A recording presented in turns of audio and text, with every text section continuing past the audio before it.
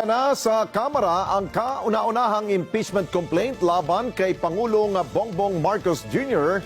Mula po yan sa mga kalyado ni dating Pangulong Duterte. Ang basihan po ng reklamo ang pagpayag ni PBBM na isuko ang dating Pangulo sa mga dayuhan sa International Criminal Court. Kaugnay po ng kaso niyang crime against humanity, gayong mayroon namang umiiral na justice system sa bansa. Dito sa impeachment complaint na ito, dito lang ang binibigay ng Constitution na pwede kang mag-file sa kahit anong alleged wrongdoing ng isang presidente. I'm not filing against Bongbong dun sa violation na yun ng batas ng NYC.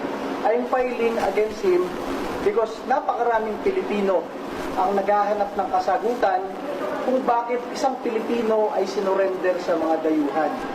Ang pinafile natin ditong articles of impeachment is a culpable violation of the Constitution and betrayal of public trust.